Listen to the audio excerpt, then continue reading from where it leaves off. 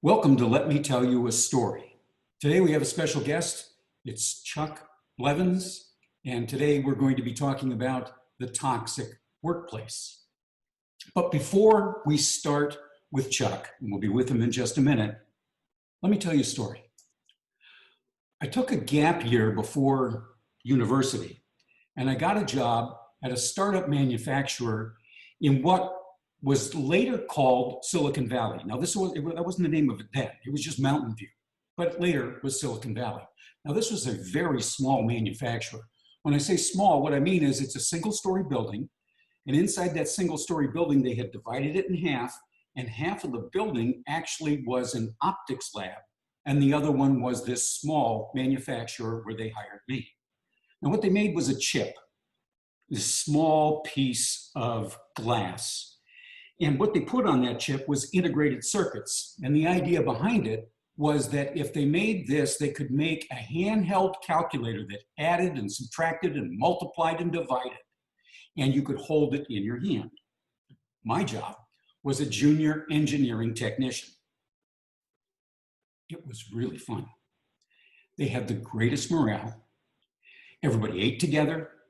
And on Fridays, they started a big barbecue with hamburgers, and the bosses of the company, the people that set it up, that started it up, would come out and work the grill, making hamburgers for everyone while we played softball. It was fantastic. We'd even go to a thing called the Heidelberg Beer Garden, and the Heidelberg would be where they would have their beer bust.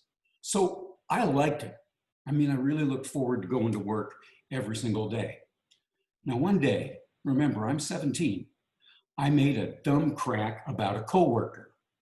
And a process engineer asked me to come on into his office for a second. And he said, listen, you're a great guy, but we don't talk like that about each other. It's toxic. I said, okay, I'm sorry. I thought I was being funny, and it wasn't.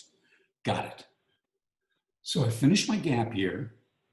I sold back my few stock options that they had given me at the startup company, and I loaded all the furniture and the housewares that my coworkers actually gave me so that I would have my apartment there at the university and it would all be set up. They all donated to me.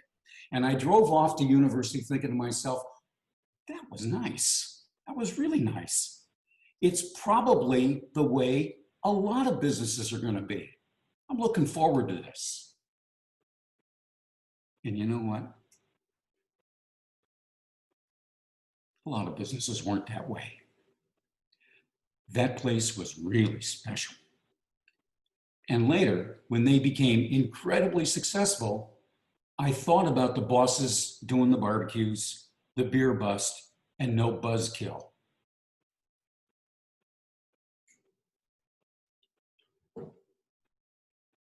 That leads me in to our special guest today, Chuck Blevins. Hi, Chuck. How are you? I'm doing wonderful. How are you, Lawrence? How's everybody else out there? Everybody else out here is just fine. Everything's going good. We are, as I said to you, when we were setting up, looked at a note that I had sent out to several people. Hey, it looks like we're going to be in a 30-day lockdown here in California. Well, it's 90 days now, isn't it? Yeah, plus. I invited Chuck especially to talk about toxic workplaces because of his background. Chuck currently is at SureStart, and he's a coordinator there. And what he does is he executes and coordinates phase 1 and phase 2 training. He can talk a little bit about that. But prior to that, he was at Marco's Pizza where he was training.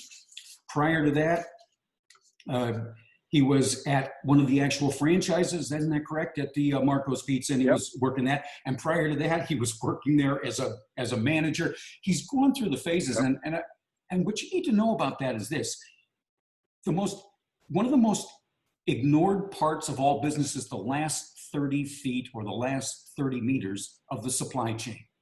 This is where the customer faces the product, the customer service, the customer support. This is after all the others have done their work. This is where it really takes place. And this is where people make a lot of the decisions about will they stay with you or will they not. And it's when we're designing businesses, a lot of times we don't even think very much about that in terms of the way that the business works and the atmosphere and the morale and all of the things that make that good. So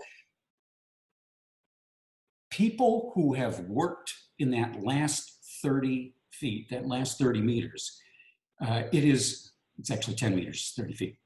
It's actually so important because they know stuff. They learned it facing customers under stress, learned it with coworkers under stress and all the rest of it in very tight margins, in very tight economic times. This is where it's the most important that we talk about these kinds of things in terms of building and growing a company. So I really thought that nobody better could be there to talk to us about toxic workplaces and his perspective than Chuck. Chuck, welcome. Well, thank you. I appreciate that. And a couple of things came to mind. You say the last 10 meters, 30 feet, and you always hear in business going the last mile. Well, when you set up, and we're in an experience world now today, we sell experiences. And if it's a pizza, that's a product, and it tastes good, but you kind of didn't do anything to make the customer smile, will they come back? Yes, no, it kind of depends on what's going on. So it's all about how you make the person feel. The food's going to make them feel good if you did that right and you followed those systems. But if you really connected, if you really took the time to engage and make eye contact, get a smile, and really say, really make them say, wow, this was worth the money I paid for it, then you've got them hooked for life. And it works the same way with your employees. You have employees and teammates who will trust you with, details of what's going on in their family life. They might be struggling. They might be having issues. And so it all works together. It's one big cycle. So toxic workplaces, and you can, has anybody out there ever walked into a restaurant or a bar or anywhere and walked in and say, whoa, maybe I shouldn't have walked in. I don't feel wanted. It's the same thing for the employees and the teammates out there. If it's like that, customers aren't going to want to come back. People aren't going to want to work together. And like you said, LH, it's a low level paying job. Most times you're not paying people $20-$25 an hour to do the job, and it's not glorious.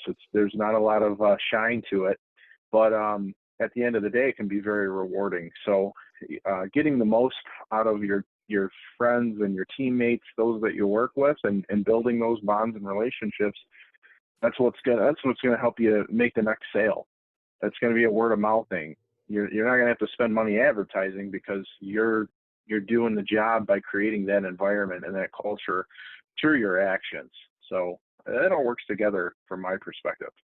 Well, this is it's a great perspective, because if you take a look at it, and especially as you've developed over the years in further training, you have to see the challenges of what is really normal people, not abnormal people, not the CEO level performer, but rather regular people.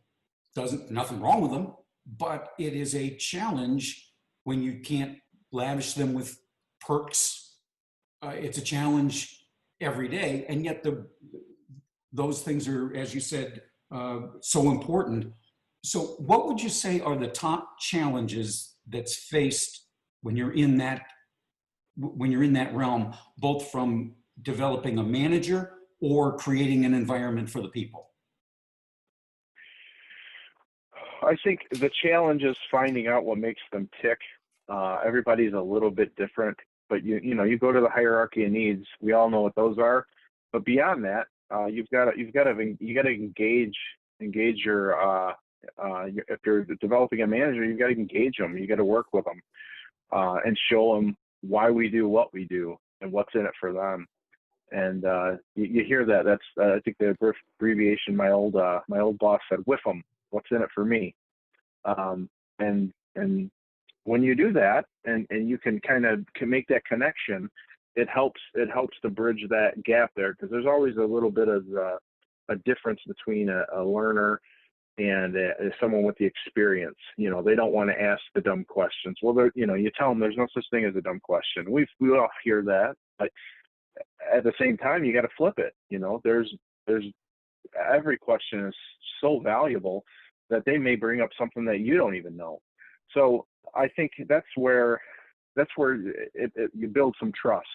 You set the stage, and you talk to your teammates, and you ask them as they're going through and learning, what are you learning? What questions do you have? And it's all a foundation built on trust. Yeah. If you trust them, it's simple as being a manager, being a key holder. This is a big responsibility. And if you set that clear expectation up front, so they don't think they just got a key so you can sleep in the next morning. They've got a key because they're responsible for a multi-million-dollar business. They say, well, I didn't really look at it that way. And so you're building them, and you're actually setting them up for other successes in life. When you explain to them all the responsibilities, they take it seriously, and that's building blocks for their career. So for me, yeah, it's pretty rewarding. So yeah. Sorry, go ahead. No. My question was, then you've got the manager, you've got the person developing into a manager. You've looked at them, you've watched them, you've decided that they deserve a key. But along with that key comes a lot of stuff being thrown at them every day. How do they keep their heads straight and still take time to learn what makes the people, their colleagues, the people that they're responsible for? How do they keep their heads straight and learn what makes those people tick, and then use that in the way that you want them to use it? How have you communicated that to them? Wow, that's a great question. I think it comes down to seeing and connecting with them and seeing opportunities for them to do. You don't always want to say, well, this is what I would do. This is what I would do, because then they're going to come ask you all the questions. So you want them to think for themselves, and you want them to, take those steps. So I think trying to make connections for them with similar situations, so you get their brains working to try and find the solution instead of giving them the answer all the time.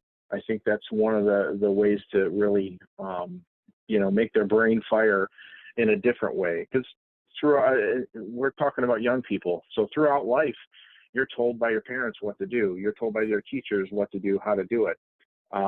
When you get into management, there's going to be some structure and foundation, but there's a lot of thinking on your feet. So giving them scenarios, I think, is the way to really have them, take a little bit of ownership. Yeah. And put themselves in a situation where, there's a little bit of risk in the way I think or act. But then you also got to reward them and encourage them to do that, because they're going to fail sometimes, right? We all fail, we all fall, but you want to, be able to learn from that. So one, you don't make the mistake twice, and two, so you can pass that on to anybody else you're coming in contact with. So do you give them training before they take the key? Is that right? You've got some sessions for them. Mm-hmm. And then secondly, go ahead and have your drink now. The second question then is, is there some sort of a scheduled follow-up? Is there some sort of a check-in with the manager as they're going down that learning curve? Yeah, there's you're always in a spot where there's 360-degree feedback at all times, but you want to set it up where you're having regular check-ins, and you're saying, hey, how is this working? What questions do you have? Here's where the culture that was established in the last company I worked for, you gave them feedback in that manner. You said, this is where I feel you can do this a little bit differently. This is where I feel you're knocking it out of the park. You set them up that way. You give them that, it's the psychological principles that we were all taught in high school and college. You give them positive and negative reinforcement. But, you got to be open to it. You got to be open to their feedback, because they may see something that you've never thought of through as you've been doing your job. and they may have a great idea that could totally change, the whole organization's the way they do that. So sometimes it's just simple as listening, and then when those kind of things happen, the more trust is built, and your teammates will stick up and step in whenever you need them to have your back, and it helps you get those results. Yeah. And so now it's not an I talk, you listen kind of meeting. So that takes longer, doesn't it? Always. I mean, we want to Always. like, we're in a rush too. We got a lot of stuff on our plate. It'd be a lot easier if you would, one, just do everything I tell you to do. And two, I'll talk, you listen, and then I'll go away and you can think in your head, but I can't be here for that. Don't have the time. You can't do that, can you? No, not anymore. I think that's the way a lot of us grew up. The business world has changed so much that, and even society, that you've got to be willing to listen and take in the input, whether you want to or not. Sometimes you don't want to. Sometimes you're on a tight schedule and a tight leash. I got to move to this next location and do some things there, and it's going to put you behind. But at the end of the day, you're more empowered because of it, because you learn so much more. And it goes back to that trust that's built.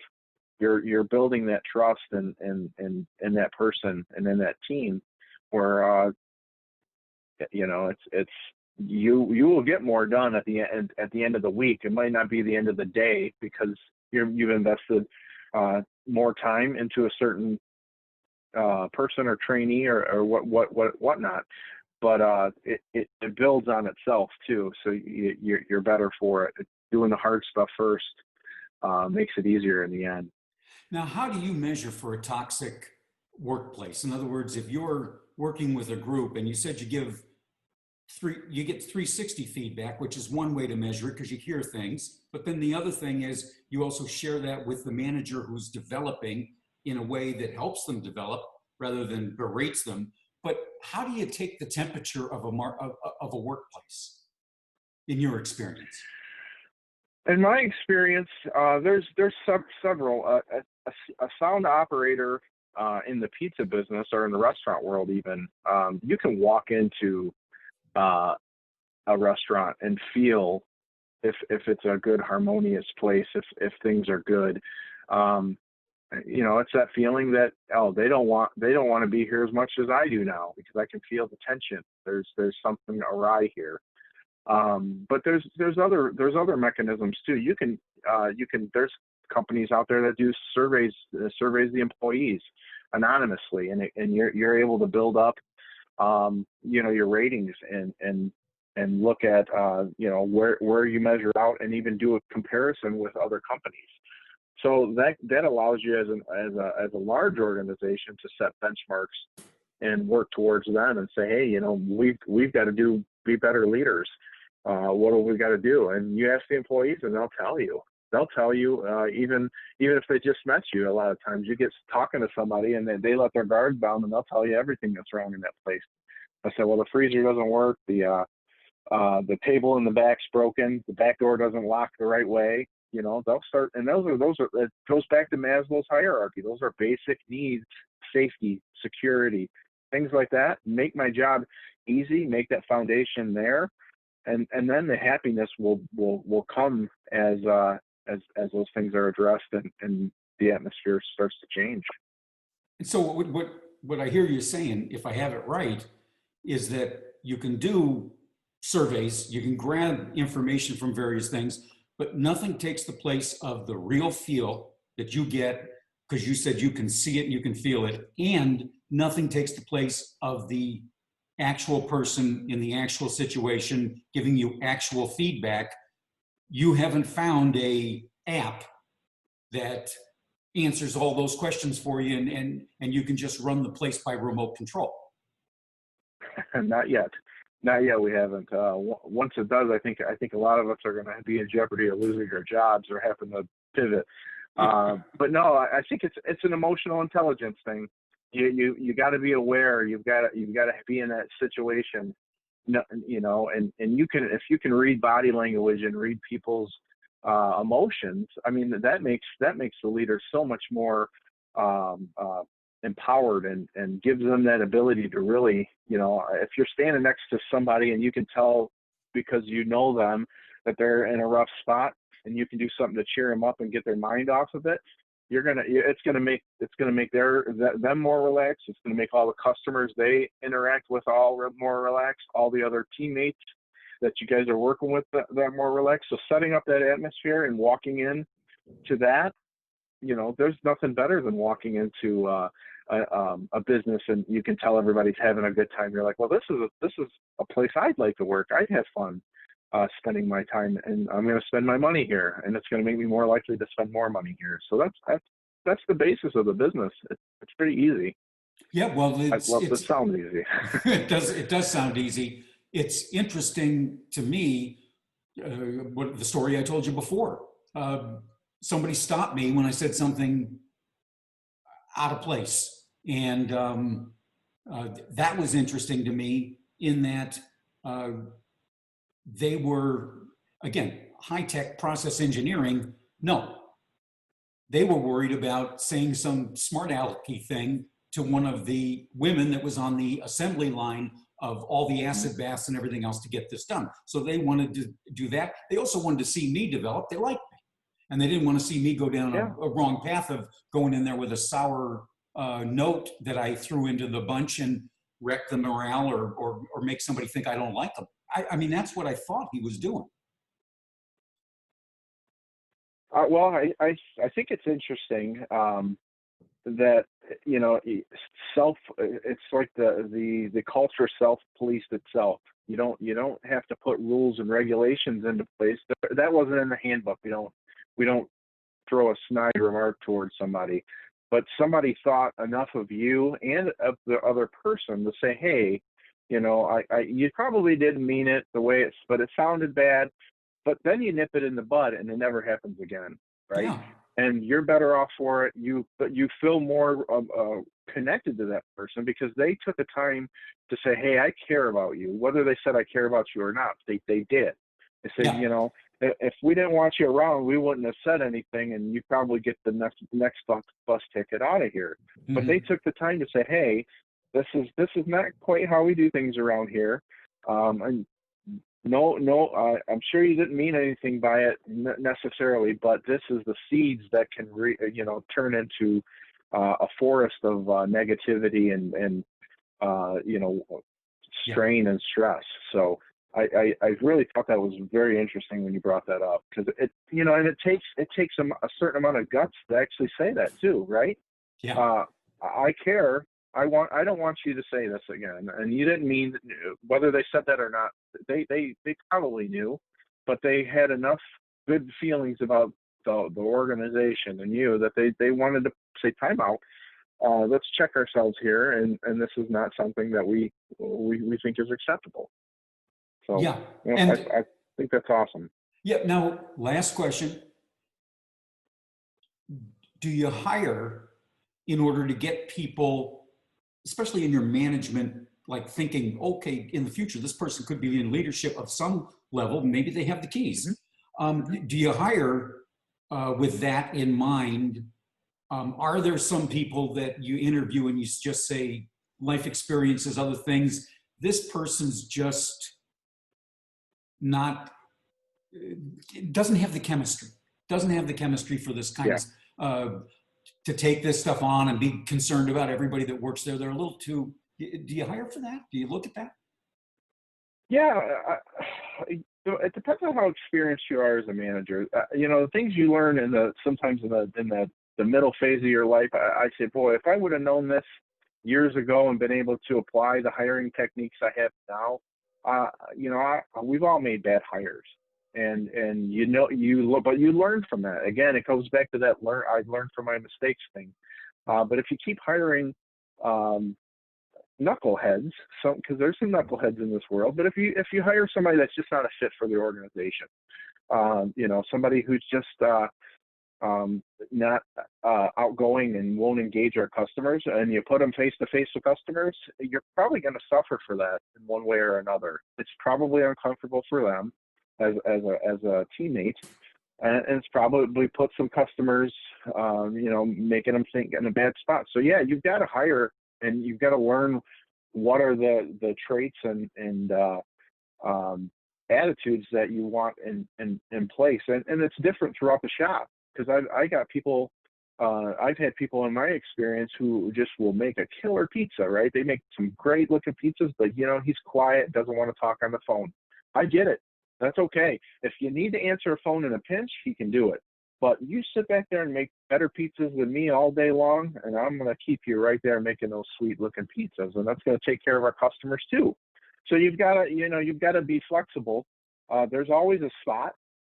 It's usually about finding the right spot for the right person. You hear the saying, being on the right seat of the bus. It's like that. But you always look out when you hire to try and find management and natural leadership, because I can train leadership too. You can teach them how to earn trust with others. If they don't know, they've never known that you've got to walk in front of your team before you ask them to do that for you.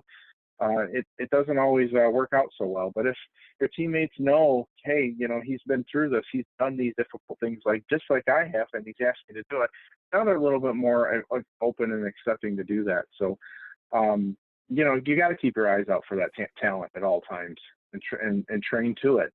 Give them a little bit, give them a little bit of responsibility, and then that's where that feedback comes in. Give them some responsibility, let them know they did a great job. If they slip and fell a little bit, you pick them up, dust them off, and say, let's learn from it, not do it again. And then you've got people on your team who are higher skilled than they came in, and it builds life skills for them and allows them to do better in their career.